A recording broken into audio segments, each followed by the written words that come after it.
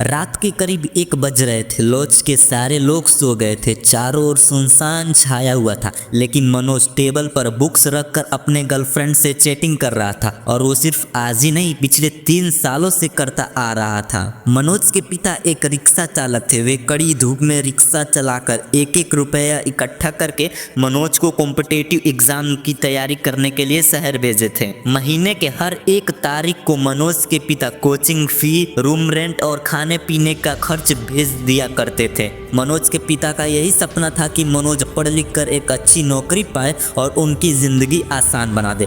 लेकिन मनोज यह सब भूल चुका था। उसे यह समझ ही नहीं आ रहा था कि उसके पिता का पसीना और मेहनत किस रास्ते पर बह रहा है। लेकिन एक दिन की बात है, अचानक मनोज की माँ फोन करके मनोज से कहती है कि बेटा, पिताजी की तबीयत बहुत खराब है, तुम जल्दी से घर आ जाओ। इतना सुनते ही मनोज भागा भागा हॉस्पिटल पहुंचा तो वहाँ उसने देखा कि उसकी माँ डॉक्टर के आगे हाथ जोड़ रही थी और कह रही थी कि डॉक्टर साहब, आप ऑपरेशन करो, मैं 5 लाख की जगह 10 लाख दूंगी, बस मुझे वक्त चाहिए, प्लीज़ आप ऑपरेशन करिए। अभी मेरे पास पैसा नहीं है, मैं रिक्शा चालक की पत्नी हूँ। लेकिन डॉक्टर साहब हर बार एक ही बात बोल रहे थे कि पहले आपको एडवांस पेमेंट करना होगा, तभी ऑपरेशन शुरू हो सकता है। मनोज की माँ गाँव के सभी लोगों से मदद मांगी, लेकिन किसी ने भी उनका मदद नहीं किया। ये सब देखकर मनोज की आंखों में से आंसू नहीं रुक रही थी और पैसों की कमी के कारण उसने अपने पिताजी को खो दिया। मनोज चिल्ला चिल्ला कर कहने लगा, माँ, ये सब मेरी वजह से हुआ है, मैं इतना काबिल नहीं बन पाया जितना अभी तक बन जाना चाहिए।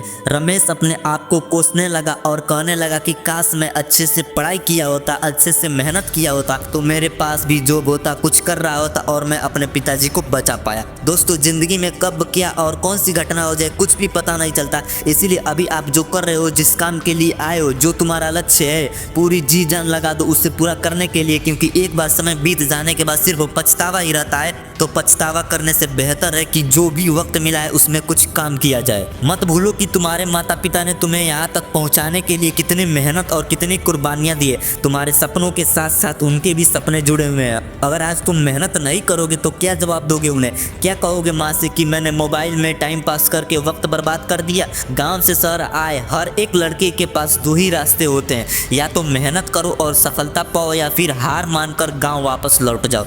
अपने काम के प्रति इतना ईमानदार बनो कि असफलता दूर दूर तक नजर ना आए। अपनी शान और पहचान बनानी है तो मेहनत का सहारा लेना ही होगा, जी जान से मेहनत करना ही होगा। रोना बंद करो और अपने तकलीफों से लड़ना शुरू करो। घर वालों ने तुम्हें नाम दिया, अब पहचान तुम्हें खुद अपने दम पर बनानी है। आप में से बहुत लोग कहते हैं कि अब तो टाइम नहीं बचा, क्या ही करेंगे पढ़कर, सब बहाने। तुम सोचो तो सही, टाइम ही टाइम है। जितना तुम्हारा स्क्रीन टाइम है उतना अगर तुम्हारा रीडिंग टाइम या स्टडी टाइम हो जाए तो तुम तोड़ के रख दोगे। मेरा मोटिवेशन आपको एक किक देगा, आपसे स्टार्ट कराएगा, लेकिन सेल्फ डिसिप्लिन आपसे कंटिन्यू करवाएगा। आने वाले कुछ दिनों तक आपके माइंड पर बहुत एफर्ट पड़ेगा और उस एफर्ट को सहने के लिए जबरदस्त डिसिप्लिन चाहिए। दोस्तों, याद रखो, सपने वो नहीं होते जो नींद में देखे जाते हैं, सपने वो होते हैं जो सोने ही नहीं देते हैं। आज से ठान लो कि चाहे हालात कैसी भी हो, चाहे परेशानियां कितनी भी बड़ी क्यों ना हो, तुम हार नहीं मानोगे, क्योंकि तुम्हारी जीत सिर्फ तुम्हारी नहीं बल्कि तुम्हारे माता पिता के सपनों की भी जीत होगी। तो उठो, मेहनत करो, क्योंकि वक्त किसी का इंतजार नहीं करता। अब फैसला तुम्हारे हाथ में।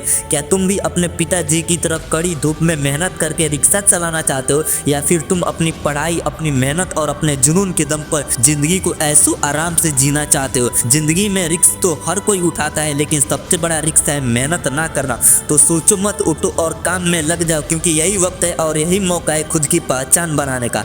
दोस्तों, अगर वीडियो पसंद आए तो इस वीडियो को एक लाइक करके अपने दोस्तों के साथ जरूर से शेयर करना, और चैनल पर पहली बार विजिट किया तो इस चैनल को सब्सक्राइब कर देना। मैं मिलूंगा एक नई मोटिवेशन के साथ अगली वीडियो में, तब तक के लिए जय हिंद, वंदे मातरम।